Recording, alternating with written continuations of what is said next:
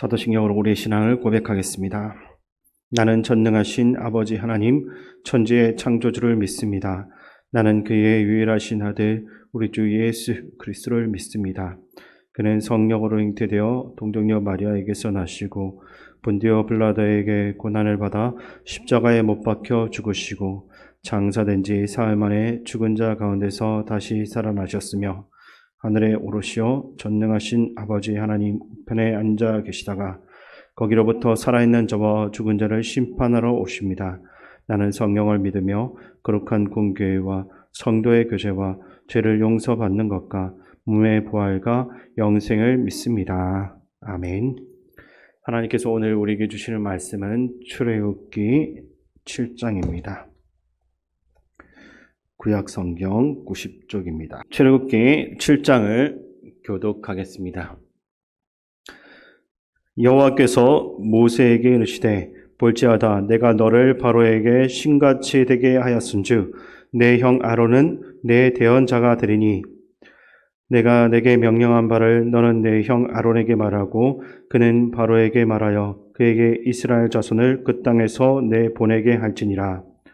내가 바로의 마음을 완악하게 하고 내 표징과 내 이적을 애굽 땅에서 많이 행할 것이나 바로가 너희의 말을 듣지 아니할 터인즉 내가 내 손을 애굽에 뻗쳐 여러 큰 심판을 내리고 내 군대 내 백성 이스라엘 자손을 그 땅에서 인도하여 낼지라.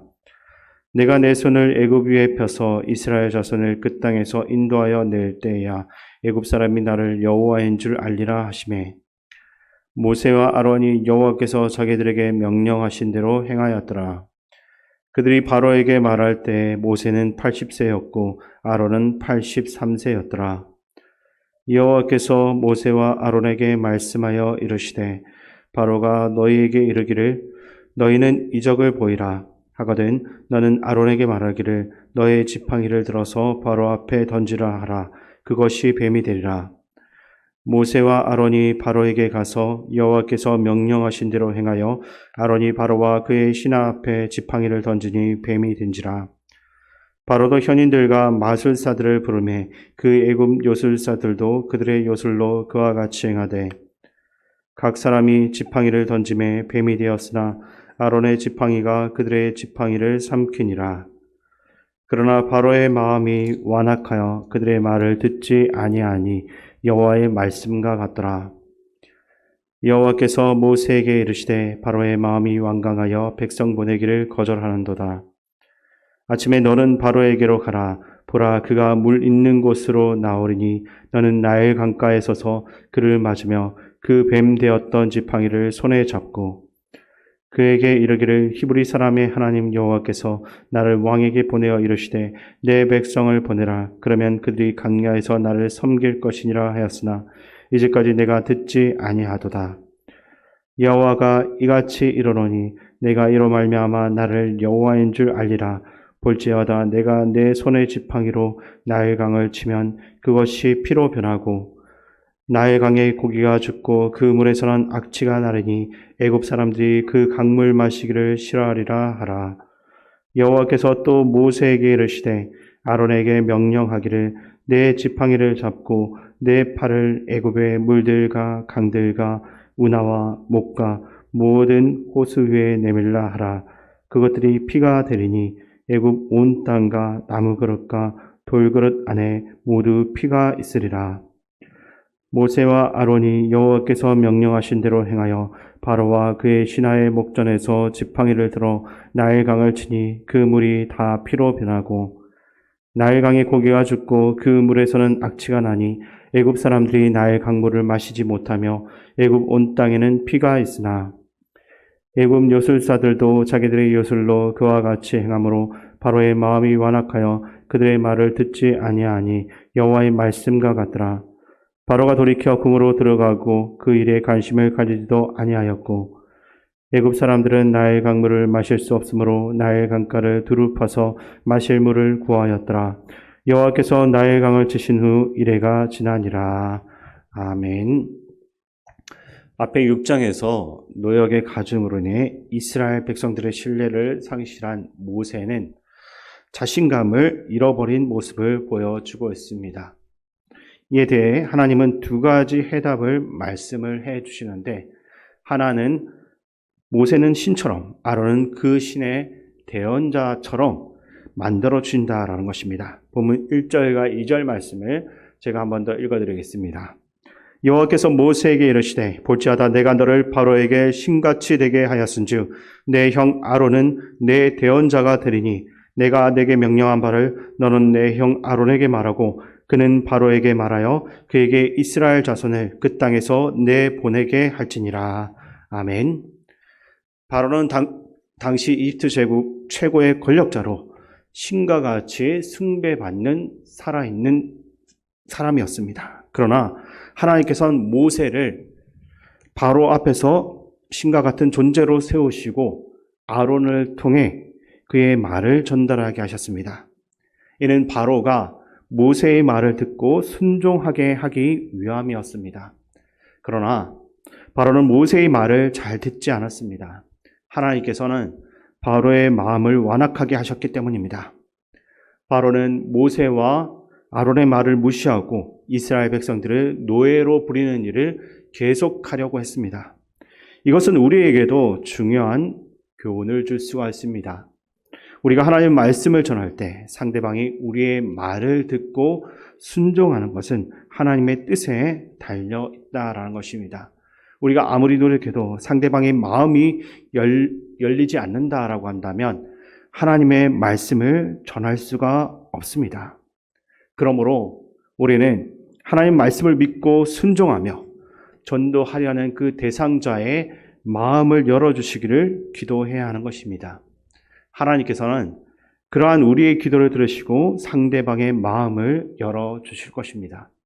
오늘 본문 5절 말씀을 함께 읽겠습니다. 내가 내 손을 애굽 위에 펴서 이스라엘 자손을 그 땅에서 인도하여 낼 때에야 애굽 사람이 나를 여호와인 줄 알리라 하시매. 아멘.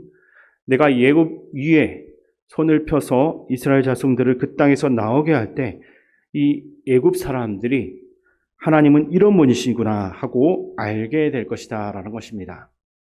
하나님께서는 바로의 마음을 완악하게 하셨습니다. 이렇게 완악하게 만드셔서 바로는 모세의 말을 듣지 않았습니다. 그것으로 인하여서 하나님께서는 애굽에 심판을 내리셨습니다. 10가지 재앙이 찾아왔고 애굽 사람들도 믿을 수 없는 방법으로 이스라엘 사람들의 그 구원이 이루어져 가는 것입니다. 이것을 통해서 사람들은 하나님이 누구이신지, 세상의 참신은 누구인지를 바로 알게 되는 것입니다.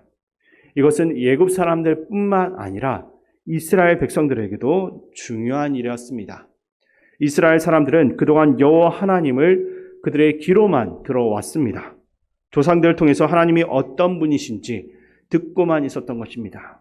하나님에 대한 체험은 전혀 없었습니다. 그러나 하나님은 이 사건을 통해서 이스라엘 백성들이 하나님을 경험할 수 있도록 만드셨습니다.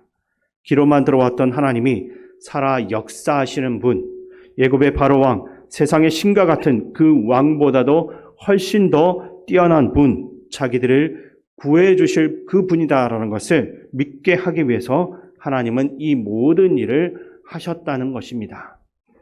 또한 바로의 마음을 닫게 하시고 10가지 재앙을 내리시면서 애굽 사람들도 하나님이 어떤 분이신지 알게 하시고 이스라엘 백성들도 하나님이 어떤 분인지 알도록 하기 위해서 하나님은 모세를 보내시고 또 그를 보내신 이후에 바로의 마음을 완전히 닫아서 대화가 이루어지지 않도록 만드셨던 것입니다. 이어지는 뱀을 통한 이적도 마찬가지입니다. 하나님께서 명령하신 대로 아론은 바로 앞에 가서 그 지팡이를 던졌습니다. 그러자 그 지팡이가 뱀으로 변한 것을 볼 수 있습니다. 바로가 가만히 있지 않고 지혜로운 자들과 그가 부리고 있는 마술사들을 불러서 그들도 똑같이 요술로 그 일들을 행하도록 했습니다. 그러나 분명한 차이점이 있습니다. 아론의 지팡이가 요술사들이 만든 그 뱀들을 잡아먹었던 것입니다. 애굽에서의 뱀은 보호와 풍요, 연속적인 삶에 대한 상징이었습니다. 그래서 바로의 왕관에 뱀의 머리를 새겨 놓았던 것입니다. 왕관에 뱀이 있을 정도로 애굽에서 이 뱀은 중요한 존재였습니다. 그런데 아론의 지팡이가 그들이 만든 뱀을 집어삼켰던 것입니다. 하나님의 그 뱀이 바로의 뱀을 집어삼키면서 하나님께 완전히 압도를 당한 것입니다. 앞서 말씀드린 것처럼 애굽인들에게 뱀은 풍요와 영원한 삶에 대한 상징이면서 신과 같은 존재가 뱀이었는데 그것을 하나님께서 만드신 뱀이 집어삼켜 버렸습니다. 이것이 무엇을 말하는 것이겠습니까? 애굽을 보호하고 있는 신은 무능하며 가짜다라는 것을 알려주는 것입니다. 지금부터 일어나는 이 10가지 재앙을 통해서 하나님이 누구이신지를 반드시 보여주겠다라는 것입니다.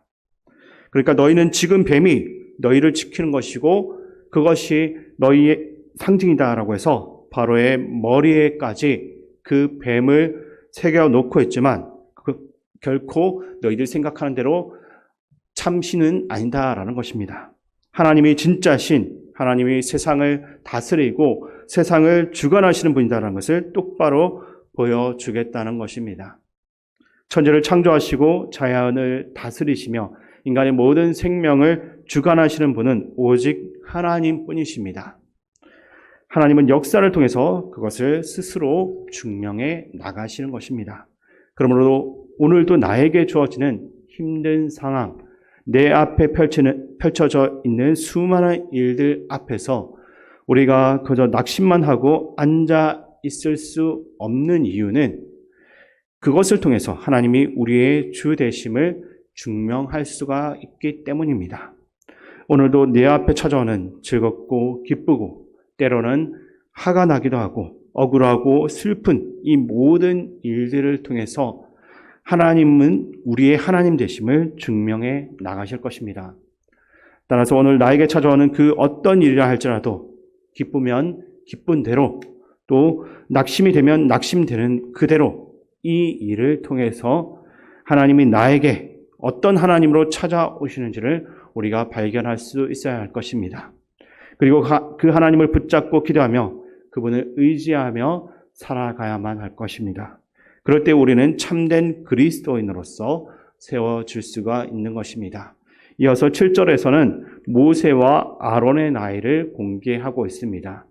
하나님은 모세와 아론의 나이를 갑자기 공개하시는데 모세는 80세였고 아론은 83세라고 합니다.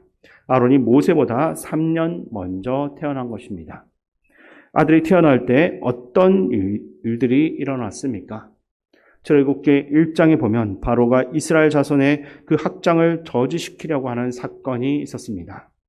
바로는 이스라엘 자손들이 학장되는 것을 두려워했고 새로운 왕권이 들어서면서 이스라엘 백성들에게 그나마 좀 더 호의적이었던 이전 왕조와는 달리 오히려 이스라엘 자손들을 핍박하기 시작했습니다.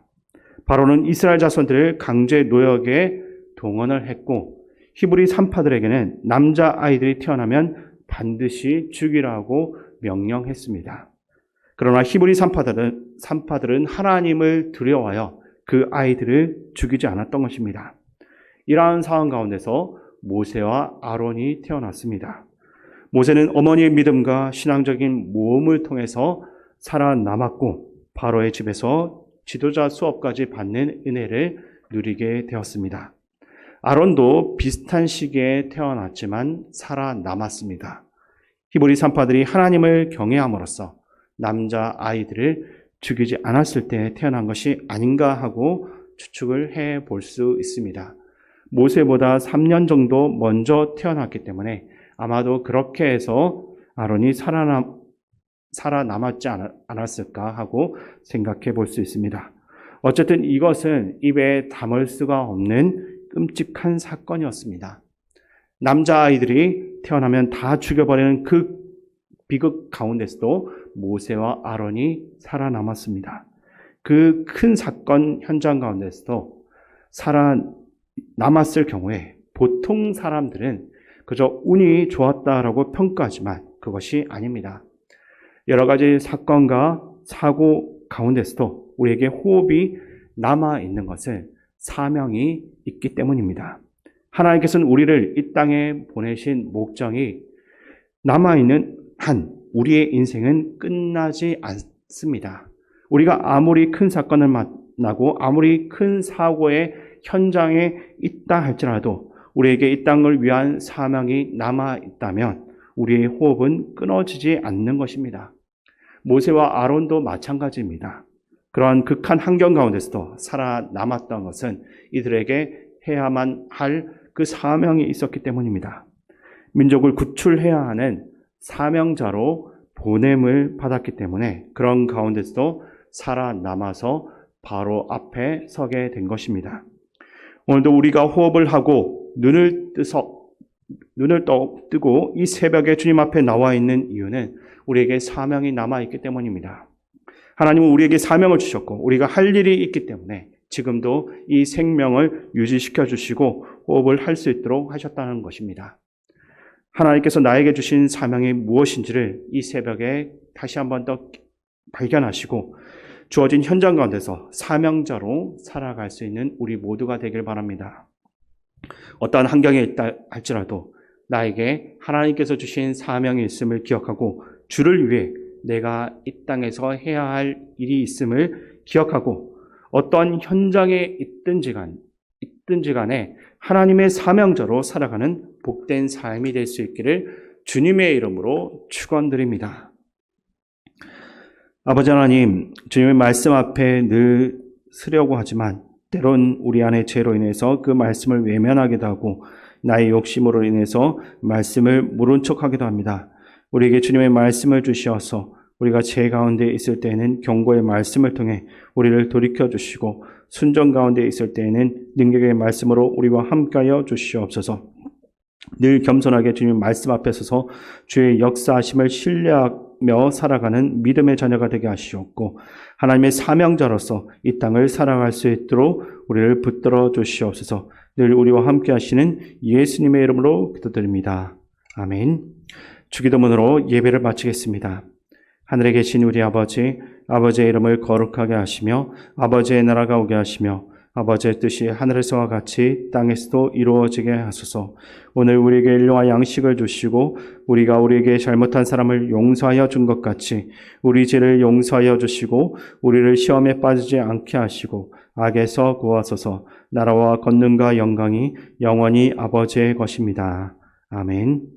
이 시간 말씀을 가지고 기도할 때 먼저 나에게 주어진 그 힘든 상황이 곧 하나님이 나의 하나님 되심을 증명하는 시간임을 믿고 그 속에서 하나님을 발견하며 또 그분을 붙잡는 더 큰 믿음이 생길 수 있도록 기도하시고 두 번째로 기도하실 때 오늘도 눈을 뜨고 호흡하는 이유가 나에게 사명이 남아있음을 깨닫고 주어진 현장 가운데서 사명자로 살아가는 삶이 되도록 기도하시기 바랍니다. 그리고 나라와 민족 이 땅의 지도자들을 위해서 기도하시고 교회 어르신들과 하나들 회복 위해 기도해 주시고 군 복무 중인 청년들과 다음 세대를 위해 기도해 주시고 마지막으로 휴가 중인 담임 목사님을 위해서 우리 마음과 함께 기도하며 나아가겠습니다.